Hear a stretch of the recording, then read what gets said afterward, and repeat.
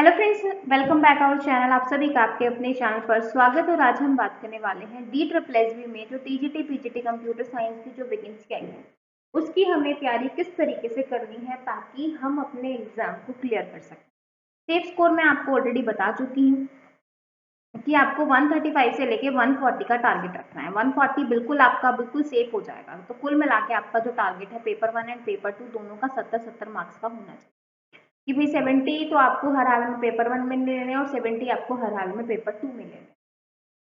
और computer science हो या फिर कोई भी हो, सिलेबस आप सभी को पता है कि बहुत वाइड होता है। अब उसमें से हमें क्या पढ़ना है, किस तरीके से पढ़ना है ताकि हम अपने एग्जाम को क्लियर कर सकें। यहाँ पर मैं आपको एक चीज़ दिखा देती हूँ कि जब भी हम किसी भी एग्जाम की तैयारी करते हैं तो हम जाते हैं उसके PYQ की तरफ कि प्रीवियस ईयर में कैसे कैसे क्वेश्चन आए थे। ठीक है, तो यहाँ पर आप देख सकते हो ये जो पूरी जो है जो प्लेलिस्ट आपको दिख रही है ये पूरा है आपका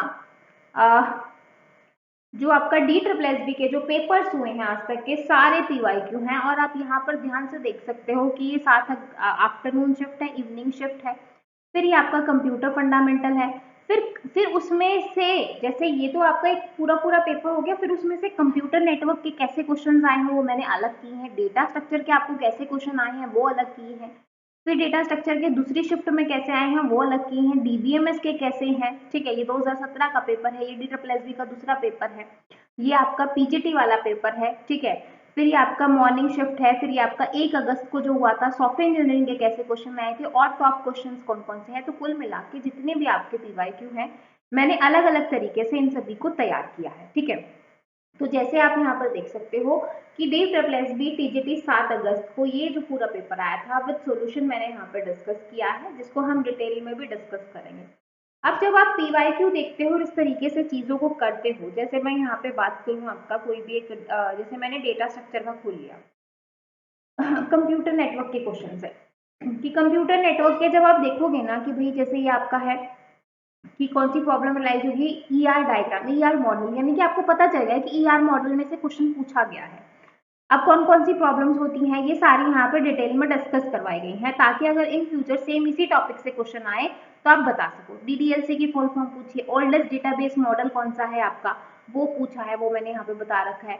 फिर जो है आपका डेटाबेस मैनेजमेंट जो सिस्टम जो है उसके बीच डेटाबेस और ट्रांजेक्शन लॉग फाइल के बीच में कौन सा वो रहेगा। कैंडिडेट की से क्वेश्चन है। ठीक है, symbol of multi value attribute, attribute का कौन सा सिंबल रहेगा, left hand side right hand side functional dependency क्या होती है, ये मैंने क्वेश्चंस करवाए हैं। तो ऐसे क्वेश्चन जो है वो आपसे एग्जाम में पूछे गए हैं DBMS। ठीक है भाई, DBMS की ये क्वेश्चंस हैं। अब इस तरीके से जब आपको पता चल गया कि भाई जो है DBMS में से इस टॉपिक में से क्वेश्चन आया है, अब जिन जिन टॉपिक में से क्वेश्चन आया है उस टॉपिक्स को तो हम बहुत अच्छे से कर लेंगे ताकि अगर देखो सेम क्वेश्चन तो नहीं आएगा लेकिन अगर सेम टॉपिक से आ गया तो आपको उस एरिया का पूरा पार्ट अच्छे से कवर होना चाहिए। समझ में आ रहा है? तो इसलिए जो है PYQ को इतनी अच्छी तरीके से स्टडी किया जाता है और उसमें से कौन कौन से सब्जेक्ट में से कितने कितने मार्क्स का आ रहा है वो हम करते हैं। वही सारी चीजें मैंने बहुत ही जो है बारीक तरीके से एनालिसिस की है ताकि आप एग्जाम में बहुत अच्छा स्कोर करो।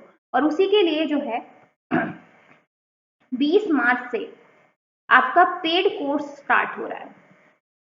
ठीक है, जिसमें आपको एक बार डिटेल चीजें तो होंगी लेकिन लास्ट में आपको एग्जाम में क्या क्या चीजें देखने को मिलेंगी जिसको हम रिवीजन पार्ट बोलेंगे। जब आपकी एग्जाम डेट आ जाएगी दैट इज रिवीजन आपकी स्टार्ट होगी तो वो आपको बहुत ज्यादा बेनिफिट देगा। आप खुद समझ पा रहे हो कि भाई इस तरीके से चीजें आपके लिए मैंने यहाँ पे क्रिस्प की हैं कि जब आप इन चीजों को करोगे ना तो आपको मजा आ जाएगा कि भाई हाँ अच्छा ये वाला टॉपिक है, अच्छा ऐसे क्वेश्चन आता है तो ठीक है इसमें से हमें और इस तरीके से हमें चीजें करनी है। समझ में आ रहा है? तो ये जो है आपकी जो चीजें हैं उनको बहुत ही बेहतर तरीके से आपको खुद को और सारी चीजों को अंडरस्टैंड करने में बहुत ज्यादा मददगार साबित होगा और आपको भी अच्छे से समझ में आएगा कि हमें इस तरीके से पढ़ाई करनी है। ठीक है, कि भाई हमें DBMS पढ़ना है। अब हम DBMS तो बहुत बड़ा है तो भाई अब उस DBMS में से हमें वो पढ़ना है कि अगर इसमें से 10 क्वेश्चन आ रहे हैं या 5 क्वेश्चन आ रहे हैं या 11 क्वेश्चन आ रहे हैं या 8 क्वेश्चन आ रहे हैं तो ये 8 के 8 क्वेश्चन आपको आने चाहिए। 8 नहीं तो कम से कम 7 क्वेश्चन आने चाहिए क्योंकि नेगेटिव मार्किंग है और मैंने जैसा कि कहा कि पेपर 1 में हमें 70 तो लेने ही लेने पड़ेंगे हर हाल में। अगर आप पेपर 1 पेपर 2 बिल्कुल इक्वली मान के चलो कि भाई 70 पेपर 1 70 पेपर 2 है ना, तो अगर आप ज्यादा ले लो तो वेल एंड गुड है कि आपको पेपर 1 में थोड़ा सा और वो हो जाएगा। तो वो चीजें किस तरीके से आएंगी, जब आपका बिल्कुल जो है 100% चीजें क्लियर हो और आपको पता हो कि भाई ऐसा क्वेश्चन आएगा और मुझे इस तरीके से चीजें करनी है। ठीक है भाई, तो यही है सारा सारांश कि भाई किस तरीके से आपको तैयारी करनी है। जब भी आप किसी भी एग्जाम की तैयारी करो, सबसे पहले देखो सिलेबस। सिलेबस देखने के बाद अगर आपको नहीं पता कि किस टॉपिक में से कितने कितने मार्क्स का आ रहा है, देन पीवाईक्यू उठाओ, पीवाईक्यू को एनालिसिस करो। एनालिसिस करने के बाद सब्जेक्ट लिखो कि कंप्यूटर नेटवर्क के 8 क्वेश्चन हैं, डीबीएमएस के 10 क्वेश्चन हैं, एसक्यूएल के 3 क्वेश्चन हैं, है ना, डेटा स्ट्रक्चर के 5 क्वेश्चन हैं, ऑपरेटिंग सिस्टम के 12 क्वेश्चन है। मतलब इस तरीके से जब आप पूरे पेपर में से एनालिसिस करोगे, इस तरीके से लिखोगे, तो भाई आपको बहुत सारी चीजें क्लियर हो जाएंगी। आपको समझ में आ जाएगा कौन सा सब्जेक्ट इंपॉर्टेंट है और कौन सा कम इंपॉर्टेंट है, किस पे आपको ज्यादा टाइम देना है, किस पे कम। फिर उसके बाद टॉपिक देखो कि ये जो 8 क्वेश्चन आए हैं कौन से टॉपिक से आए हैं, ठीक है, ताकि जो ये 8 क्वेश्चन जो आए हैं इन टॉपिक्स को आप बहुत अच्छे से कर सको। मैं ये नहीं कह रही कि सिर्फ ये 8 टॉपिक करने हैं, आपको बाकी चीजें भी करनी है, लेकिन इन 8 टॉपिक में से अगर कोई और अगर 10 क्वेश्चन बन रहे हैं, क्योंकि हर एक टॉपिक में से 10 से 15 20 50 क्वेश्चन बनते हैं, लेकिन इस एक टॉपिक में से जो जो क्वेश्चन बनते हैं वो आपको सारे अच्छे से आने चाहिए कि अच्छा ऐसा क्वेश्चन आ गया तो ऐसे आएगा आंसर, ऐसा क्वेश्चन आ गया तो ऐसे आएगा। ठीक है, तो इसी चीजों को लेके मैंने इस तरीके से आपके लिए चीजें तैयार की हैं।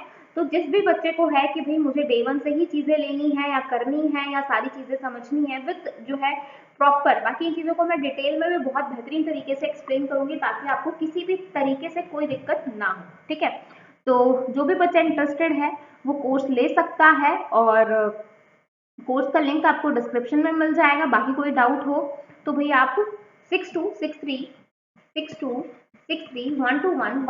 पे कॉल करके भी पूछ सकते हैं। ठीक है, और आज से ही अपनी प्रिपरेशन को शुरू करें।